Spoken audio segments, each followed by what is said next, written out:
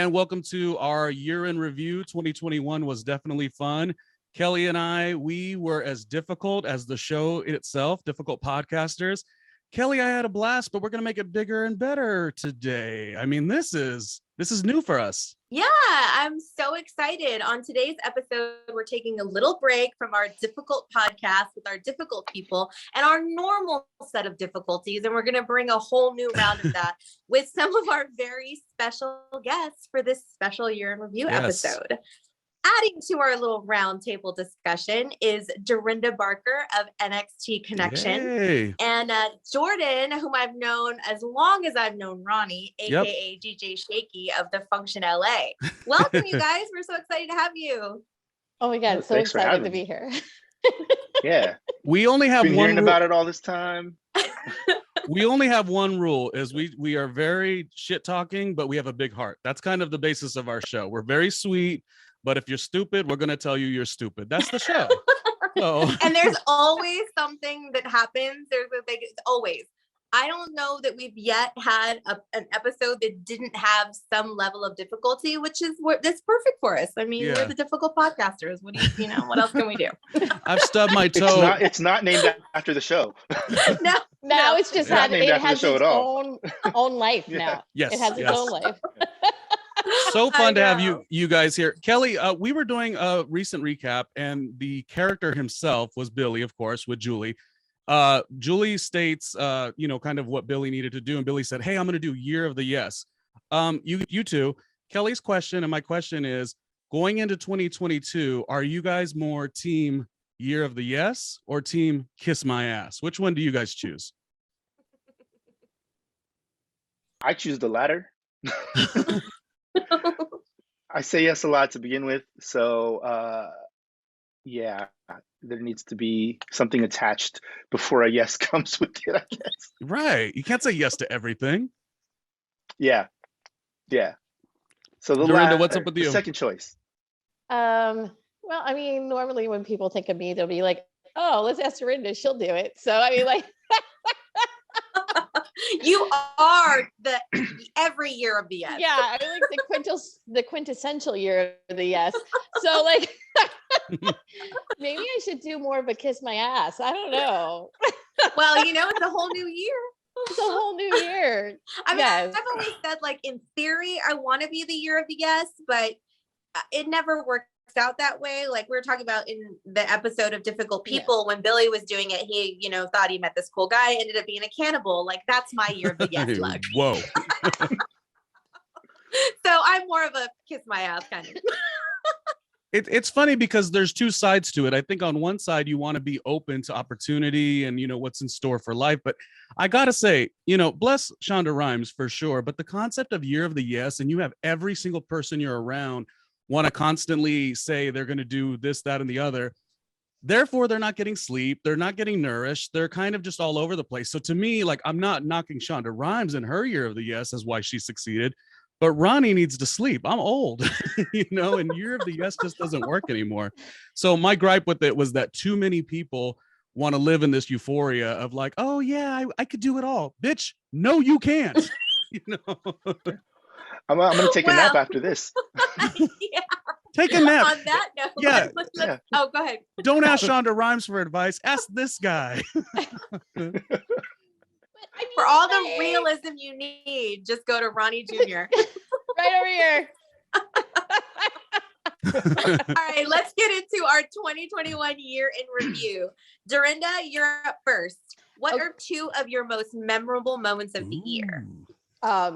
First and foremost, okay, we'll talk about the first one because it's a quick one. It's the Kim and Kanye divorce. Not that we didn't see it coming, but I really want to go on to the Drink of Champions interview he did on YouTube. And Drink Champs. Yeah, Drink Champs. There you go. Drink Champs. I watched it because I had people over and they're like, you need to see this. And we watched it. I was like, oh my God.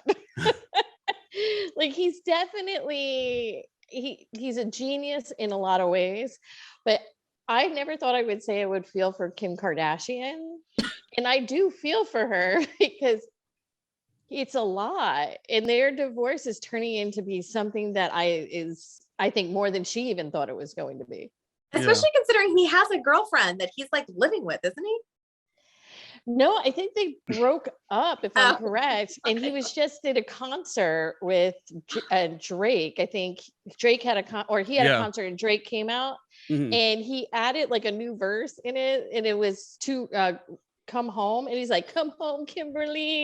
Like, which I believe that was last night. I believe that was supposed to go to Amber Rose years ago, and he just flipped the words. So even that is a little bit like, there's a fine line. No, too much for me.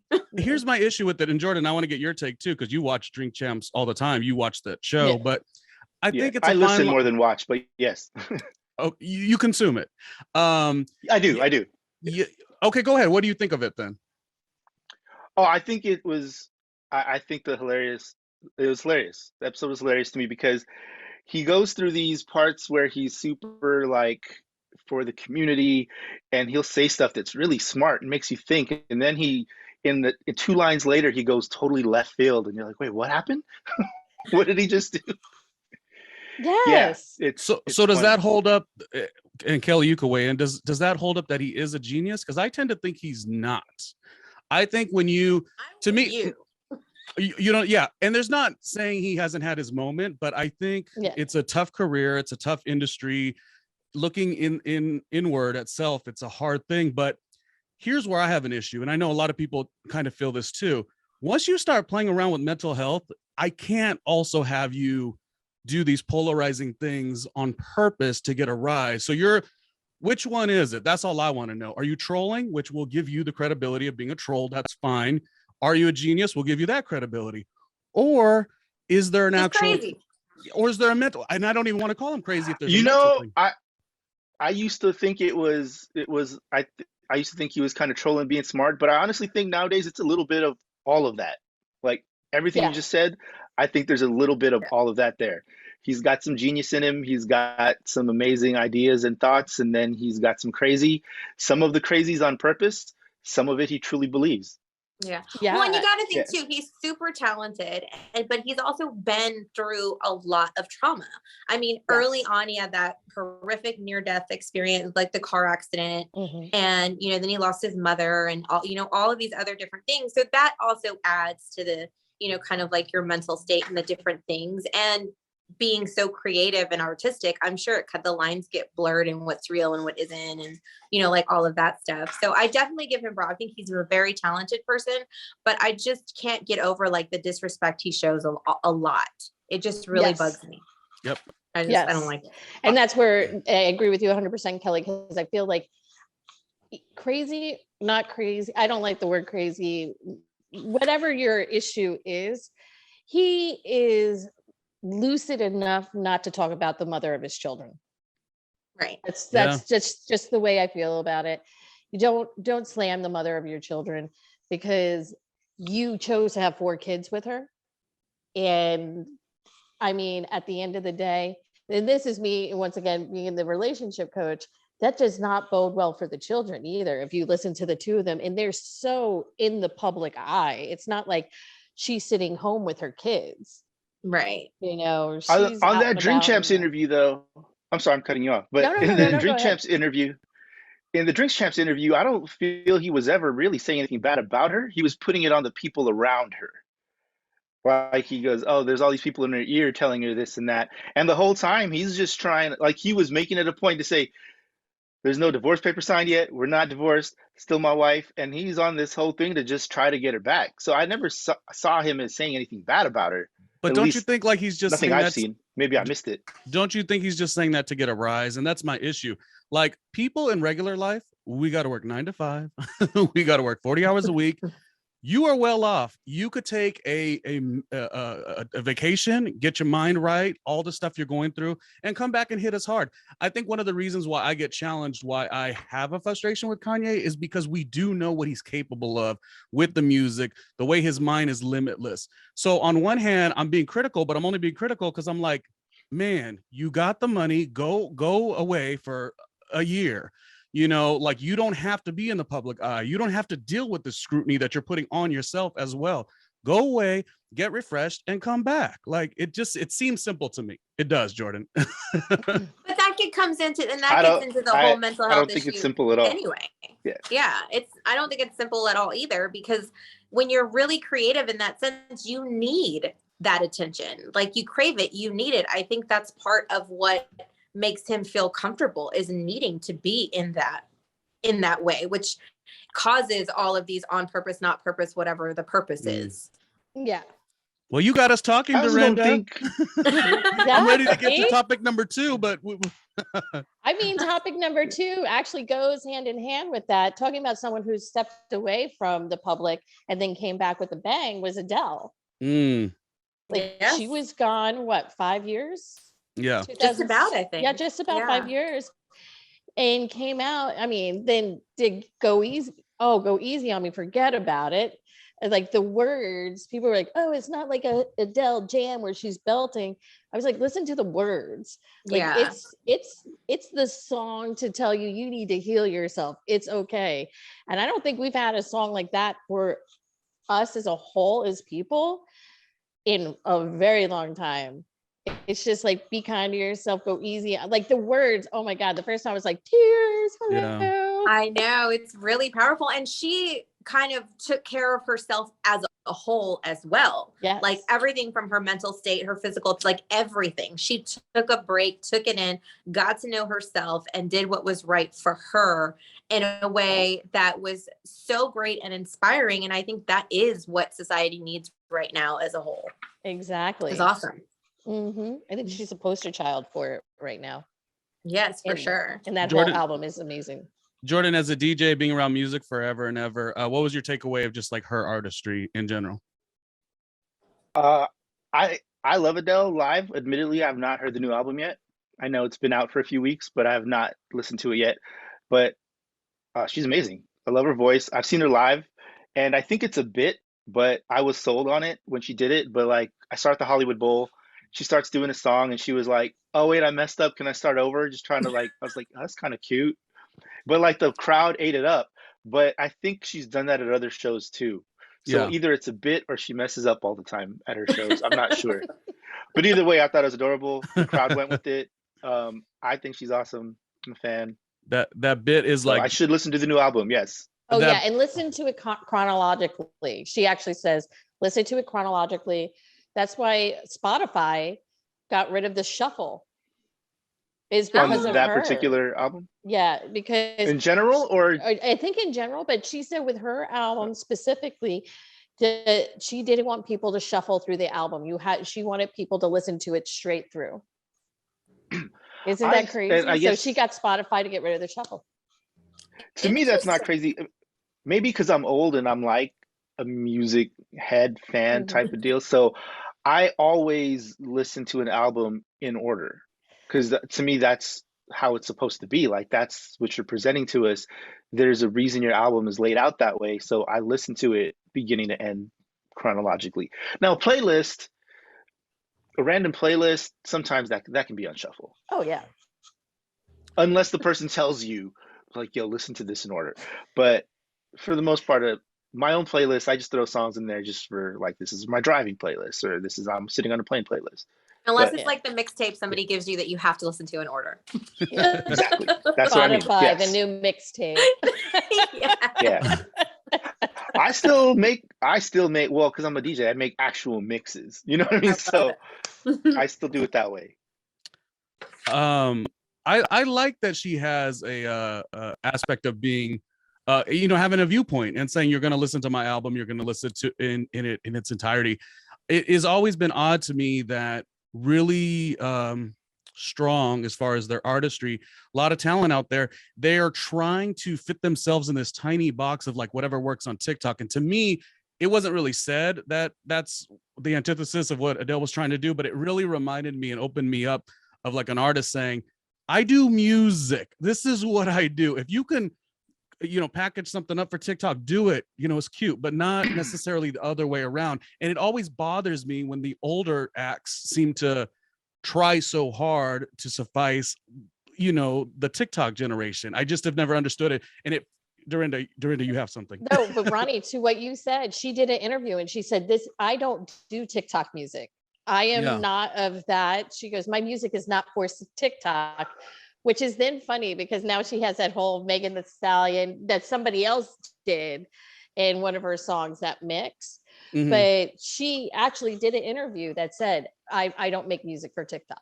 I appreciate it. We're not all the same. We're doing different types of art. That's it.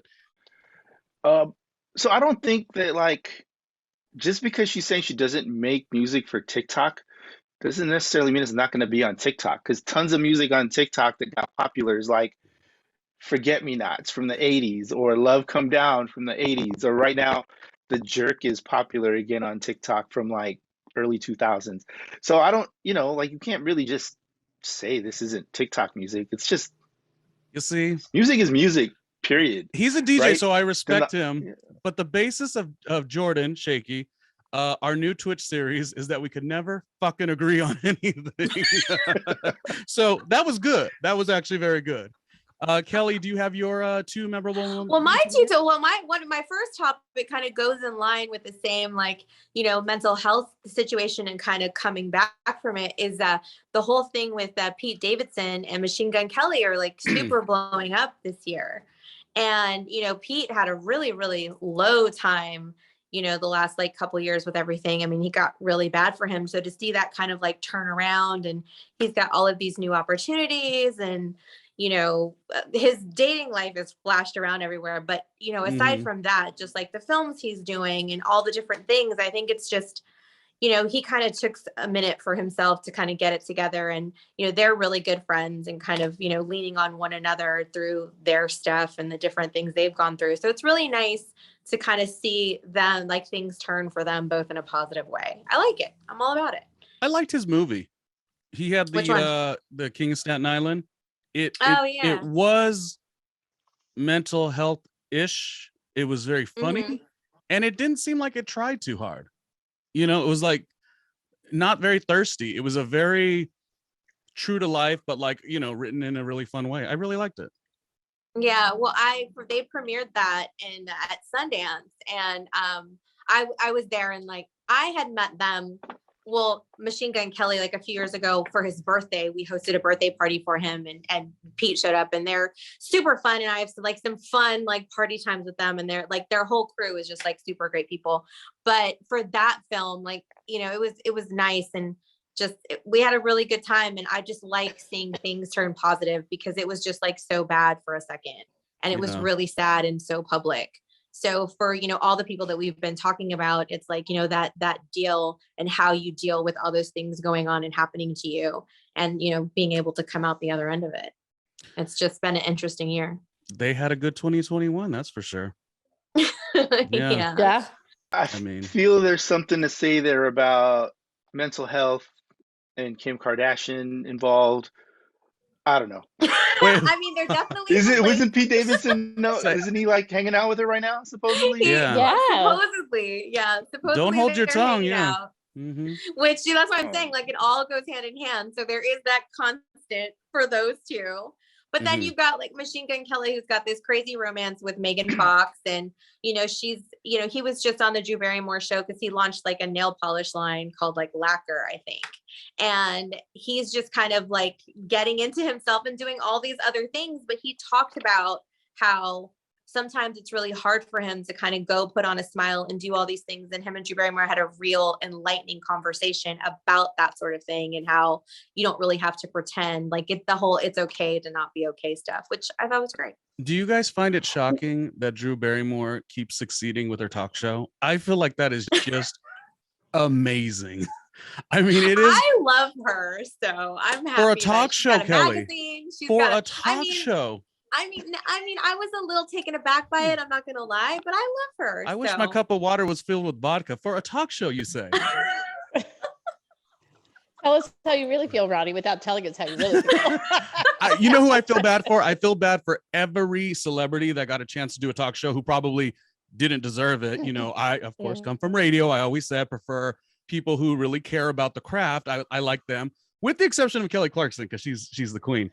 But I would say in my heart of hearts, I'd say, all these people, celebrities, got talk shows and they went right off the air. But for whatever reason, Drew Barrymore is looked at as somebody to get multiple seasons and to oh gosh, it's just, you gotta think about her story. Like, she was partying at 12. Right. So save it for the documentary. The talk show is what I have an issue with. So I've only seen. She's a little too bubbly for me sometimes, and I can't watch like a full episode of her show, but I'll watch like the YouTube clips. I need it in pieces. Okay. On TikTok clips. I've only seen one episode. You've only seen one episode, or you haven't seen it? Yeah. I've only seen one episode, but it was, and I can't even remember who it was, but it was also someone from like the 80s, from her coming out to the public type of deal. Yeah. Yeah. So, and I honestly can't remember who it was, but it was someone along those lines. And it was just I just remember it being cool because they just both came from the same thing. Mm-hmm. So there's that to be said. Whether, I don't care how good you are at an interview, if you're kind of detached from the topic, and I don't know, it has to come off a certain way to me. So I thought it was actually cool. Yeah. But I haven't seen her with like different types of guests. So I don't know. If you were trying to write a term paper and you had to not go to sleep, I would hope that wouldn't be what was on the television in the background, because you would stop writing your term paper because you would probably go to sleep from watching the show. Okay. But she is lovely. We did agree on that. Dorinda, stop with the face. I'm like, whoa, I've never heard you speak of anybody like this before. Well, you haven't been tuning into difficult podcasters. It's the shock in the generalization. I've never, and it's funny, but it's like, wow. I never thought of her as boring. Yeah. That one episode I saw, it never came across as boring. It just came across as like, oh, well, that's interesting. It's like, she's clearly not like a host type. But so that does it for you. Mm-hmm. That was part of the watch, Ronnie. I watched a lot, and I feel for, like, Queen Latifah had a talk show, didn't get a chance. Jeff Probst had a talk show, didn't get a chance. Dr. Drew had a talk show, didn't get a chance. Katie Couric had a talk show, didn't get a chance. But for whatever magical reason, Drew Barrymore gets a chance. But hey, we're talking about memorable years, and she's had a memorable year, so we'll leave it in the positive. Yeah. I think I got a call from my agent recently that Drew Barrymore wants me to be on the show, so I should probably stop talking mess before I ruin my opportunity. Yeah, you should do like you should show this clip. Yeah. Anyway. This right here is like what I would pitch for you to be a guest if I was your publicist. I love the way Dorinda says, I've never heard Ronnie talk like this. I'm like, well, you need to start listening to Difficult Podcasters a little bit more, because this is my weekly, Kellie will know, every week I give it. Kellie, do you have any other topics? Listen to Ronnie in general. Well, true. Yes. Well, getting off that topic for a second, like my other thing was like just like reboots. Like I'm so kind of over all the reboots. Like there's a ton of TV reboots. Every movie they're trying to redo and bring back. And is it just like everybody's lazy? Or do you guys really think that revisiting the same topic in a new way is a good thing to do? I'm not like a big fan of it. It feels like it's bad or Dorinda, what do you think? I feel like it's easy marketing. I tried to watch the I Know What You Did Last Summer because I wanted to like catch a feeling from the original movies. Mm-hmm. It was a bit far off from what we're used to. And yes, it could usher in a new generation, but to me, it ended up just being like, that could have been called anything. Like, a crazy night in Hawaii, like it didn't necessarily have to be I Know What You Did Last Summer, but they wanted to use the marketing. And that part I think is a little lame. Yeah. I agree. I was actually at the premiere of that. They had it at the cemetery, at the Hollywood Forever Cemetery. So they showed the original and then they showed the episode afterwards. We stayed 10 minutes and left. Oh. That's how annoyed and upset we were about them. If you want to do a reboot, then do the reboot better than the movie. But most of the times you can't do the reboot better. Just like the Wonder Years. I love the Wonder Years, the new Wonder Years, but you didn't have to call it the Wonder Years because it's a standalone show on its own. It could be similar to it is similar. It follows that same outline of it, but that's about all that it does. But it's a wonderful show, and it could have been, you could have called it anything else but the Wonder Years. And we can go on it. Yeah. So the reboots, and were you going to go into the just like that?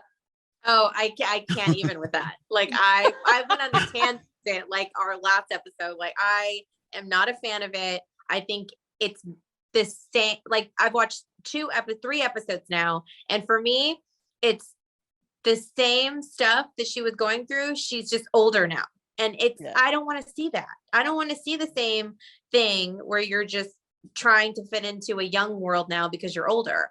I wanted to see actual evolution. I don't feel like that's there. I could get behind the Wonder Years one a little more because it's a different story. And just like that, I do like, because I want to see their lives again. Like it is exciting. The nostalgia is there, whether it's done great or whatever. Obviously, there were shortcomings. We do know that.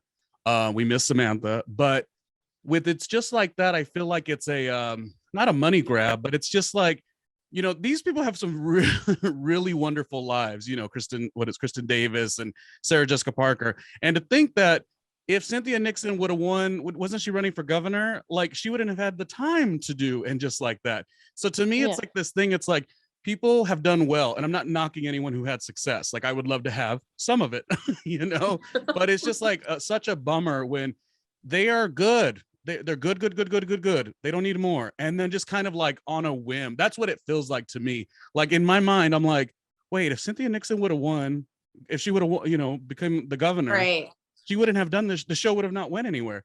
But then like who makes these whimsical phone calls? Like, oh, this would be fun. And it's tons of money. It's fabulous wardrobe. It just is a little hard to watch. Jordan, I got to throw the question at you because you love this guy. Will Smith rebooting Fresh Prince. What is your thoughts? I'm totally going to watch that because it's a whole different look and take on it. So look, for me, I guess there's different ways.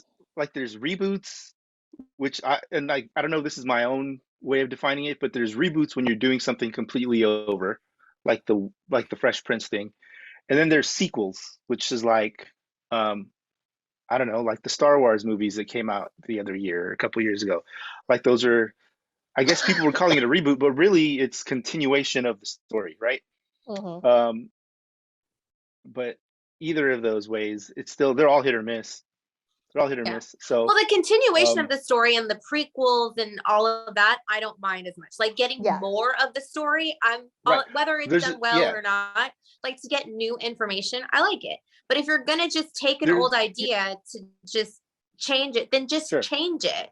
And you know, maybe it's I don't know, maybe it's like if you want to like write off that name, maybe it's like a Neighbor's Family or like something, but to basically just try to repeat the same thing is what I don't like. And and just like that's not necessarily a reboot, it's just a continuation of these characters. But the way that they talked about it, and there was a whole thing on how they were upset about the criticizing their age and them being old, and then you watch the show and it's all about them just trying to be young. At least that's what I'm getting from it. And it's like, it's as if Sarah Jessica Parker's Carrie is told to not write anymore, but to do a silly TikTok video, which is what we said about Adele. Same problem yet again. Why we don't like long form content. The notion that there's a theory that what is the theory? They say it to me all the time. Oh, you know, Ronnie, people have low attention spans. Bullshit. No one has a low attention span. Your shit is just weak and no one wants to look at it. I encourage you, the last time that you saw something that you enjoyed, if J-Lo is in front of you and talking to you for an hour, you're not gonna say, sorry, J-Lo, can't talk to you. You're uninteresting. No, she's gonna be interesting for an hour. The notion that there's Mariah Carey. I really liked Mariah lately. I don't know her. Yeah, exactly. I don't know her. I mean, like, I know her, but like if I saw her walking across the street and she would tie, I'd be like, hey girl, but I don't know her. Do you know what J-Lo said though back to that? They asked her about that. She goes, well, that's funny. I met her a couple times. I guess she's very forgetful. So J-Lo's right back with the snapbacks too. So, but you know, as a J-Lo fan, I'm not supposed to like Mariah as much as I do, but she's really gotten me in the spirit lately. Mariah is really talking to me. It's the holidays. I mean, there's a reboot that reboots and reboots. Yeah. It's not even a reboot. That's just recycle. Yeah. Recycling. I've played that song every damn week every day, every I damn love day the it. last I can't few even weeks. knock it. I love to hate it. That's the way to put At it. this point. Yeah. Oh my gosh. Yeah. All right, Ronnie, what are yours? Was that 2 from you? Okay. That was Well, 2. That was okay. 2. So memorable moments, God, there's so many. Of course, the Britney thing happened this year. The Jussie Smollett thing happened this year. The Colton Underwood thing happened this year. Tons of stuff. For me, the one that where my phone blew up the most, that has nothing to do with me, but everyone wanted my opinion, was J-Lo back with Ben Affleck. It was as if I was in the bedroom with them. Like, people were like giving me condolences, you know, like were you? In his mind. Dorinda, you got me excited. His mind was. Dorinda, were you there when I was dreaming what I was dreaming? Oh my God, you guys, I'm not going to be able to hold this sentence together. Whew. Imagine. Who is it? Who's J-Lo and who else? Mark Anthony? Oh no, Ben. Okay, so them back together was a memorable moment of the year because it spoke to a lot. It spoke to, you know, are you supposed to go back to somebody that you were with years ago? Why was that? Is that a reboot or a sequel? Sequel. It's a reboot. It's a 2.0. It's a sequel? I think it's a reboot. I think it's going to be another album. Her album was This Was Me Then, and so now the album could be This Was Me Now. I mean, it's a sequel. It's a sequel. Yeah, same characters. Just don't do Geely again.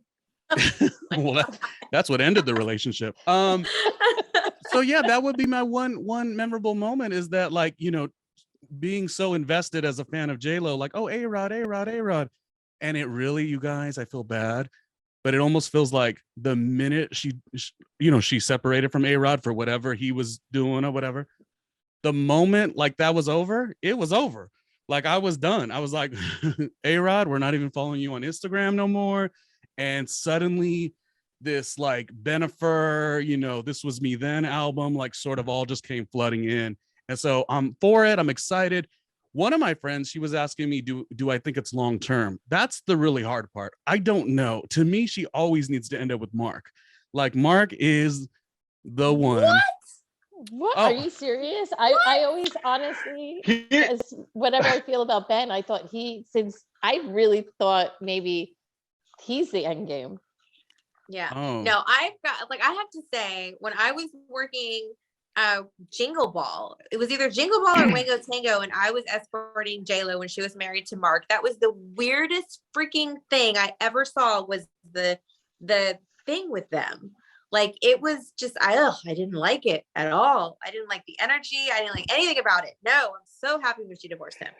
No. So the funny thing is, going back to Radio Days when we all worked there, we worked with Michelle Visage, and she would see Jennifer Lopez around, and she was like, "Oh yeah, it was always them."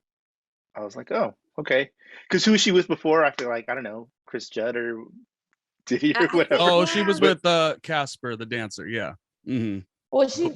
Chris Judd, no.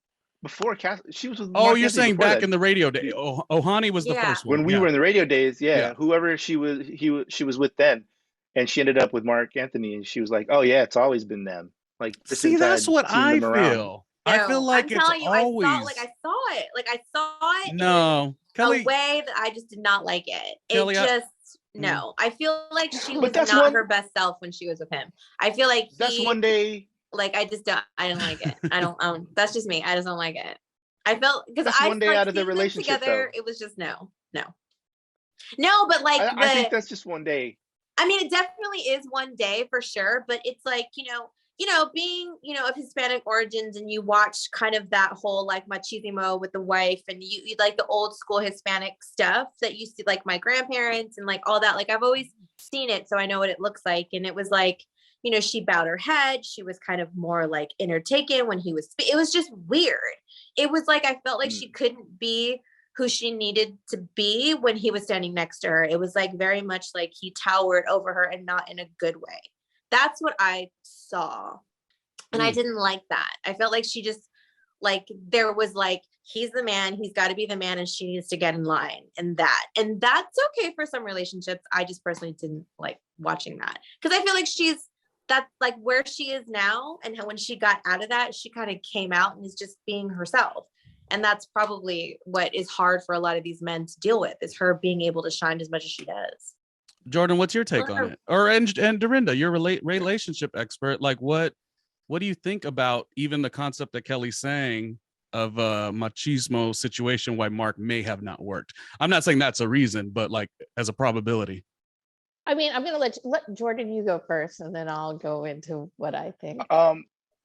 I mean, honestly, all I can base it off of is just what Michelle mentioned years ago, and that was like 20 something years. And it could have, like I said, it could have just been certain situation. But I mean, there has to be something, because I feel like they're on good terms. They have their kids, and like I think they even performed together somewhere not too long ago.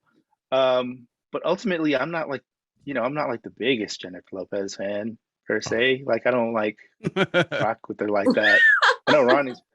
Ironically, because we had the TV show and everything, that she was like, her name was heavily attached to our TV show.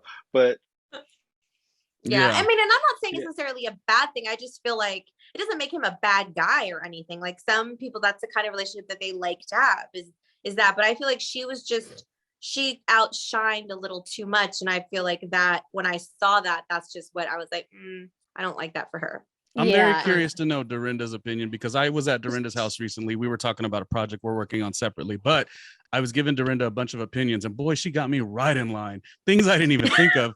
So with that being said, I'd love to hear what you think about this concept. So to what Kellie says, that is actually not the first story I've heard about the way he treated her. So, so to hear out of the mouth of babes that, that is the way he treated. I've heard other stories from other people who were close to her that's how he treated her. And to me, I don't think she's that woman. I don't think she was a woman to be held down like that. Though her being Puerto Rican and coming from growing up in a certain way, maybe that's what she was used to, but that's not who I don't see her as that's who she is. Because I've also heard other things about her and how she is. Be nice. And I didn't say it was nice or bad. I mean, I'm not putting anything on that. I'm so defensive, you guys. It doesn't go hand in hand. Put it that way. It doesn't go hand in hand. Jordan? I have dancer friends who have worked with her and toured and been on the road with her. And she's, without saying anything, you can infer what you want from that, without saying anything that they've told me. Maybe he has to be that way to have some sort of balance in the relationship, because she's a certain way. Yeah. Well, J-Lo Nation, this was not about badgering our queen. I will just say I find it funny that I'm mentioning J-Lo and Ben Affleck Bennifer, and the bulk of the conversation does go to Mark Anthony, which tells you that Mark and J-Lo is always the final endgame. Yes. No. But I do have one question about Jen and Ben. So, and it goes into the other Jen and Ben. Right. What he said on that interview was so, and then now I just saw that, I heard that J-Lo said she wasn't cool with what Ben said. Then she just posted something and said, I'm sticking by my man, kind of. I'm summarizing. I saw the post. I didn't remember it from verbatim. And I'm interested to know how she really felt about how, when Ben said what he said about Jen Garner.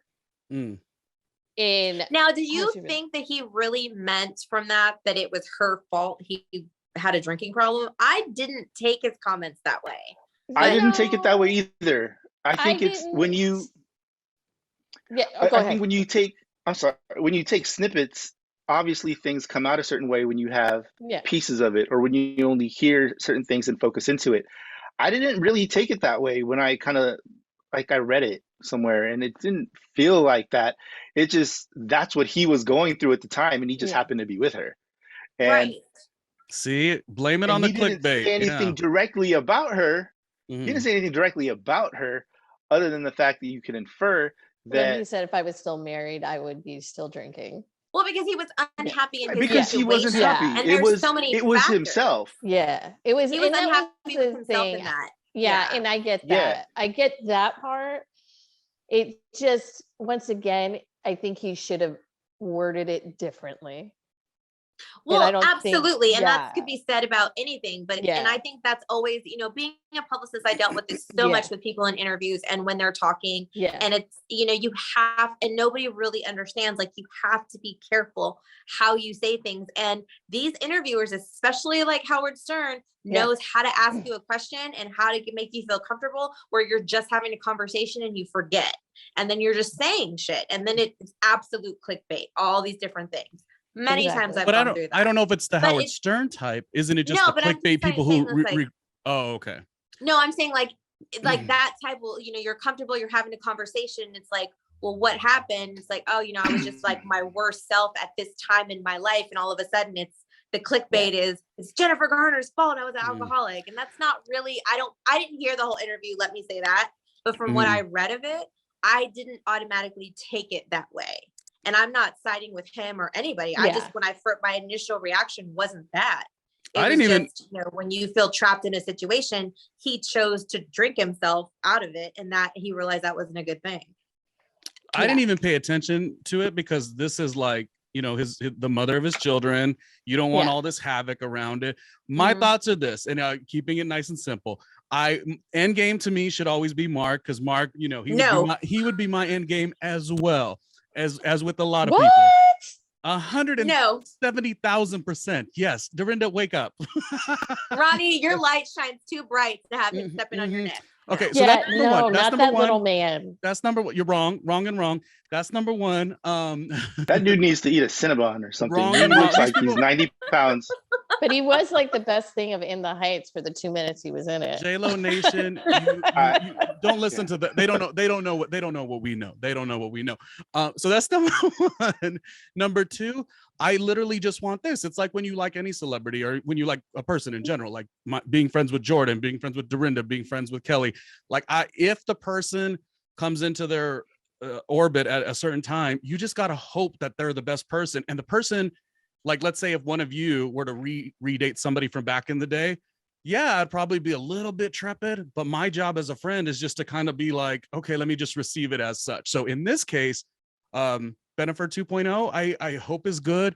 We probably will get some really good music out of it, like for that level, it's exciting. I will stop talking about her because I feel like you guys are not happy with me. Jordan, what are your moments? Wait, did Ronnie have two yet? Oh, okay. My second one is a quick one. Oh, sorry. My second one is a very quick one. It's in the vein of what Kellie was saying, is reboots. I will say that The Real World on Paramount Plus, they did the Homecoming series. And I got to tell you guys, I really liked that, I guess a reboot. It was where the original New York cast got back together 30 years later, and the LA season did as well. I liked it because it was the storytelling of young people. Well, in this case, they're like 50 now. Which is not bad, but it was great storytelling. The reality shows have changed so much, and I thought that was a really good contribution to our year in review 2021. I enjoyed watching both of them. Paramount Plus, they were launching their streaming service. This was one of the shows that they put on. And another thing too, you guys, this from working in the respective elements that we all work in. Once you hit a certain age, it's sometimes hard to get your work out there. Like, people don't want to receive it, and to have The Real World being looked at 30 years later and very real issues, I thought was really good. So there's nothing much to talk about, but that I liked it. I like that. I've always thought that they dealt with some interesting issues through a lot of the seasons of that show from its initial conception. And I like the way that they did it versus how reality shows have changed, like leading up to now. So I'm down with that. I like it. Yeah. None of you have taken a look at it? No. Not the new one.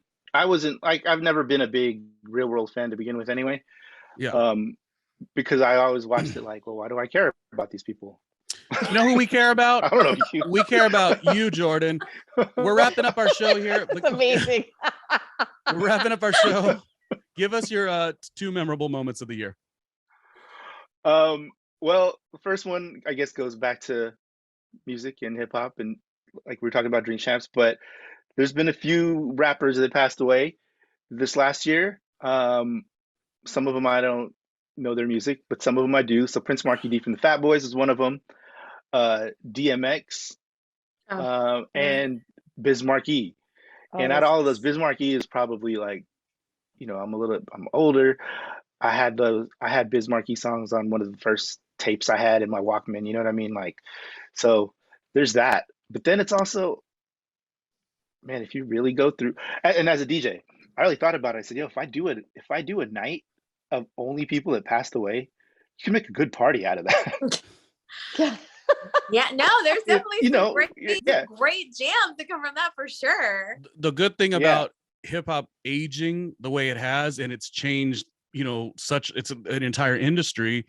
But the bad thing is now we're having so many years and not, it's a very realization to mortality that this industry that people didn't even think would go for a certain amount of time continues to go. And so that's nice that you're stopping down and thinking about some of the people that gone too soon, Yeah. Even more recently, Kango Kid, I didn't know about Kango Kid. Oh yeah. Yeah, just the other day. Oh, terrible. So that's like 80s hip hop at this point. Like that's like first generation hip hop, like that's like origins of it. So it is kind of crazy with, like you have artists like so someone like Quincy Jones who's been around forever, right? I don't know. I don't even have a point to it. I'm just thinking of like there's people who've been around this long, but then there's people in hip hop who are already kind of losing their life at a certain age. And it's such like a. Do you know when I thought of it? I was saying essentially it's young. What was that? Well, when I thought of it was when everyone was doing the verses, and it was a really great time for older acts to like showcase their catalog. And this is not this year's situation, but one of the artists that I've always liked was, of course, Guru from Gang Starr. And in my head, I'm like, you just kind of favorite album of all time, Jasmine. Because Premier is still doing so much. Nice. He's on your Instagram every moment. You're just in your head thinking like, oh, well, when is Guru gonna get to do his verses? And it is a realization, huh? It's a realization that it's a realization because the music, anytime you want to feel that vibe, you go feel the vibe. But then when a verses came, and I thought actually a great contribution of 2020 and 2021 was the verses. I think the SWV and Escape one to me, like was so, I mean, I'm not a woman, but I was feeling my vibe. Like, love that. It was so wonderful. So Jordan, you speak to something about being older and this young art, how it ages and matures. Yeah, well, one of the recent ones was Big Daddy Kane versus KRS-One. And that was like my favorite one because those are like two of my favorite rappers ever. Which I guess goes back to Dream Champs we were talking about. The whole point of their show is they always bring it up that hip hop is the only genre where people like tell you, oh, you're too old now to do it. But like they don't tell like Aerosmith that they're too old to be performing, you know what I mean? But if you're like, but if you're Big Daddy Kane, you're like, oh, you're too old. Well, that's Kelly's. He's still dope. I think that was Kelly's point with Sex and the City. If Sex and the City is aimed to be a little more old and more mature, why have the characters try to bow down to what a social media influencer who's 19 is talking about? And the storyline shows Carrie being so distraught about her numbers on social media. Like, it's like we have a responsibility as people who do what we do, aging, to like let it hang. Like, I'm never gonna go on camera or on a radio show and talk. I'm sorry, I'm kidding, but I've never watched Sex and the City. I think I've maybe seen like 10 minutes of one episode. But from my gathering of the characters, I feel that if that was a person for living now, that's just how she would be anyway. You know what? I don't feel she's the type of person that would evolve. Probably right, and that's that's their take on the character. Too much from it, maybe like expecting too much evolution out of it. But I think you're right. I think that's kind of the thinking of it. Yeah, because there are some people. Some people are still about that. Like, what are you gonna do? Yeah. And I also think they're female characters, and I don't think they're really being written well, being female characters. And I will leave it there because I know a majority, even in the old series, it was not being written by women. They were being written by men. Right. So, when you have a show that is predominantly male written, even though it's predominantly a female cast, there is a difference. It's almost like we're a caricature of women. Right. Yeah. Yeah. The good thing is there's lots of choices now. There's Hulu, there's Amazon Prime, there's Netflix, and hopefully there's more and more stories being told, which is great. Can you guys give, we have 3 minutes left here. Can you give final thoughts? Well, it was that 2 from Jordan already? No, we need, We need the second one was just Marvel movies like there's been a bunch. Shang-Chi came out, Spider-Man just came out, Eternals, which I haven't seen yet. I'm slacking. I typically watch them all. And then like all the shows on Disney Plus, there's so much Marvel. Like it's such a great time to be a nerd growing up. Like if you grew up in the 80s as like a nerd into comic books and it wasn't cool, it's the coolest shit now. Like it's mainstream now. It's like I love it all. Yeah, I do. Chronologically and how mix all the stories together. Like I love it all. Oh. Yeah. But when I watch it with I'm watching it with my girlfriend or my mom, I have to explain backstories and I'm like, wait, so this is why this is important. You see, I've watched a lot of Real World. I don't think I've seen Marvel ever. So I would have to be, yeah, we're going to, me and Shakee are going to put this on our Twitch series, Shakee and RJ. It's going to be the best of both worlds and it's coming soon. So there you go. Boom. Yeah. Yeah. Last thoughts, everybody. We're wrapping up right here, or those are kind of those are my top things for the well, year. it's been a crazy year, like all around and all sorts of things, and it's just kind of fun to break it down with you guys. And I'm so happy that you were able to join us for this fun little chit chat. Yeah, this was a blast. Dorinda, last thoughts from you. Last thoughts, basically, thank you guys for having me on. Like this was a blast. I really loved the energy we had going on, and it was a lot laughing a lot. I got to see another side of Ronnie. Oh my goodness. Just wait till you get to my OnlyFans. It'll be even better, Dorinda. Oh my goodness gracious. Jeez. But no, this was great. And going into the new year, I'm excited for it. I'm excited for it for everybody, and hopefully we're turning a new leaf on this whole situation. Well, we're definitely excited for you and all the fun things that you have going on with your company and relationship advice, and heading everybody into the new year to find that special someone in the right way, guys. You gotta go check it out. My favorite thing about Dorinda with like what she does is she holds you accountable. She really like gets on your neck about things that you typically would want to make an excuse for. She's lovingly, like, I'm very, very good friends with her, but it's never like, you just can't say anything. She's going to check you. And it does which is what you need. It's the best thing for you. True. Yeah. True. I also have a real quick, I just published a book. It's on Amazon. It's my self-love journal. It's a self-love workbook. And you can buy it on Amazon. Just look up my name, Dorinda Barker, and it will come right up. Amazing. Congratulations. Thank you. All right. Bye, everybody. Bye, guys. Bye, guys.